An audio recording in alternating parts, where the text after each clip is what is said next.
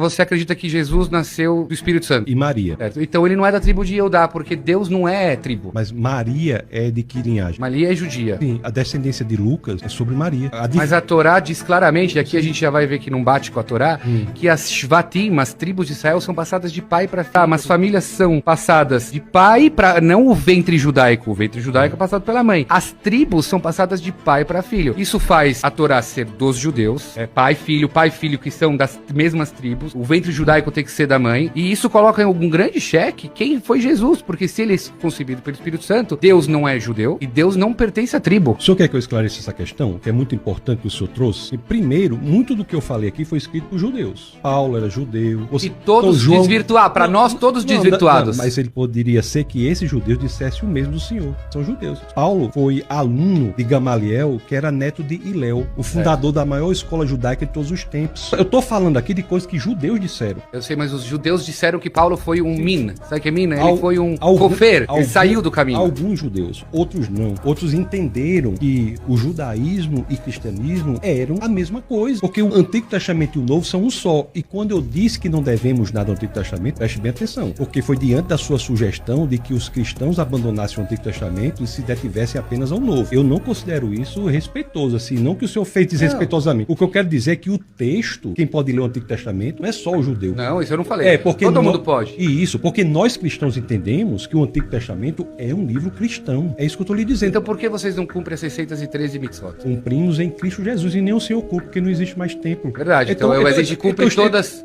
que dá. Então estamos no mesmo ponto. Nem eu cumpro. Agora, eu cumpro em Cristo Jesus e o judeu não tem como cumprir. Porque em Cristo, a lei é como Moisés. Aponta a promessa, mas não é capaz de entregá-la. Josué é como Jesus. Entrega a promessa. Em Jesus, a promessa foi entregue. As leis, elas são resumidas. As 613 leis são resumidas para 10, que apresentam Deus. O processo de santificação é a busca da lei. Quando a lei diz assim, não mentirás, é porque Deus é a verdade. Quando diz não adulterarás, porque Deus é fiel. Quando diz não roubarás, porque Deus é confiável. Nós cumprimos. E Jesus, no Evangelho de Mateus, ele reduz ainda mais. Quando questionado qual é o maior dos mandamentos, ele diz amar a Deus com toda a sua alma, seu coração e o seu entendimento. É errado da perspectiva do Antigo Testamento, mas o Deus encarnado tem autoridade para fazer isso. Então, dizer que Jesus não pode fazer, é colocar a consequência, a conclusão nas premissas. Não se pode dizer que Jesus não pode dizer isso, porque ele é o Deus encarnado.